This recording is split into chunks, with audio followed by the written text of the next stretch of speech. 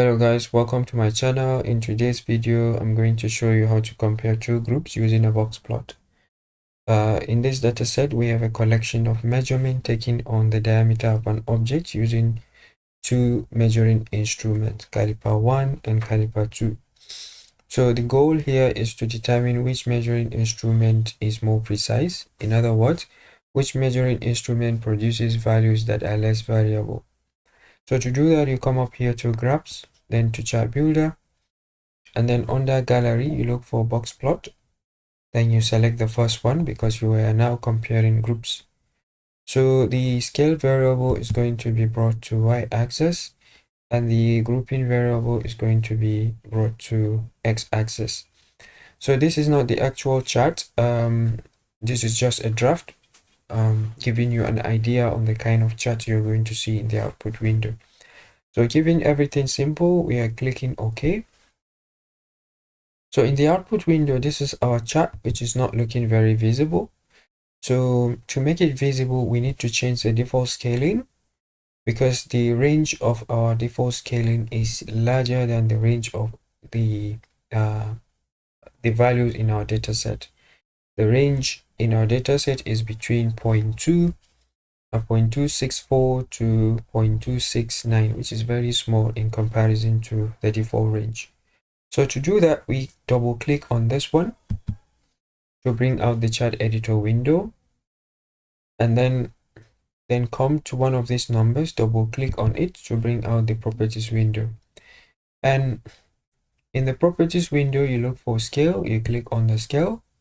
When you look carefully, this is the minimum value in our dataset, this is the maximum value in our dataset.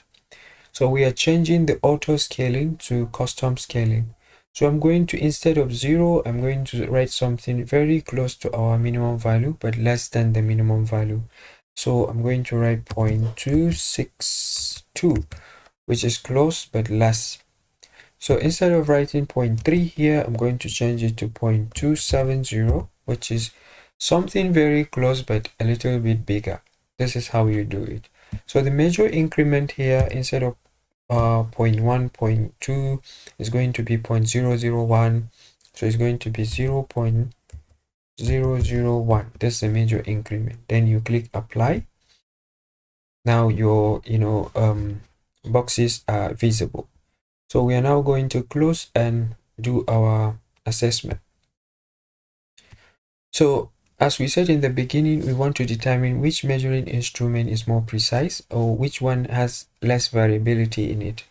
So if you look at the length of the boxes, the length of the box for caliper 1 is less than the length of the box for caliper 2, meaning that the variability in caliper 1, or in the measurement taken by caliper 1, is less variable in comparison to the measurement taken by caliper 2. So if you were recommending which measuring instrument to be used, I'm sure you're going to recommend caliper 1.